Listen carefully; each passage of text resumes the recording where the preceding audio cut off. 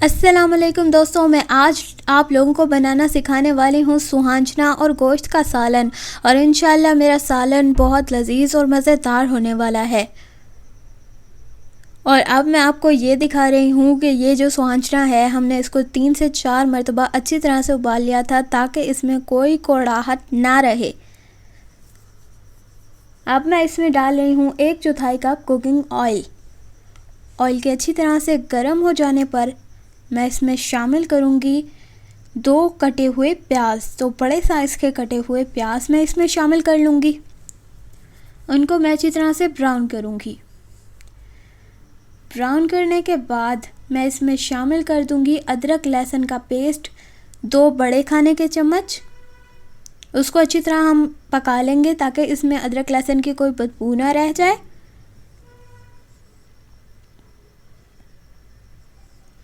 अब मैं इसमें शामिल करने वाली हूँ ½ kg टमाटोज़ यानी कि टमाटर,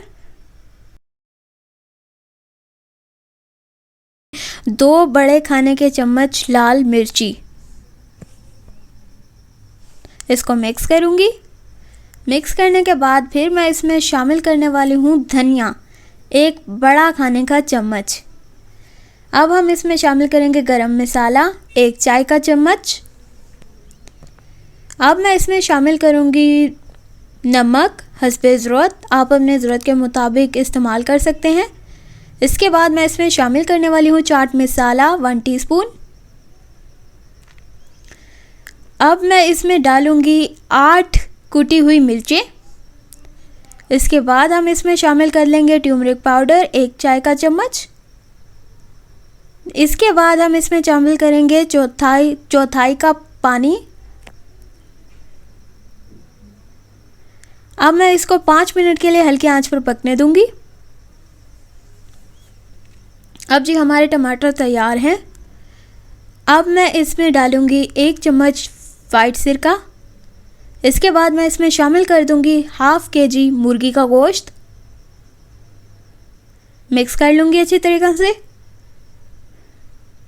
उसके बाद मैं इसमें शामिल करूंगी ½ कप पानी गोश्त को गलाने के लिए। इसके बाद मैं इसको 8 से 10 मिनट के लिए अच्छी तरह हल्की आंच पर पकने दूंगी। फिर मैं इसमें शामिल करूंगी दही 1 कप। इसको मिक्स करूंगी। उसके बाद मैं इसको 3 से 4 मिनट के लिए अच्छी तरह पकने दूंगी।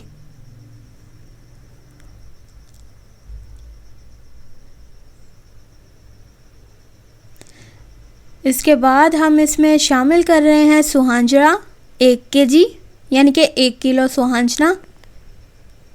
हम इसको मिक्स कर लेंगे और अब हम इसको अच्छी तरह से भून लेंगे।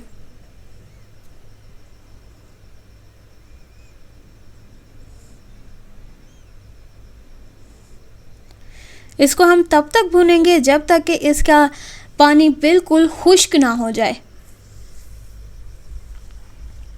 अब जी देखिए, आप इसको किसी भी प्लेटर में सर्व कर सकते हैं। तो हमारा सुहांजना है तैयार। अगर आपको ये वीडियो पसंद आई हो तो लाइक कीजिएगा और सब्सक्राइब करना मत भूलिएगा। तो अगली वीडियो तक के लिए अल्लाह हाफ़िज़।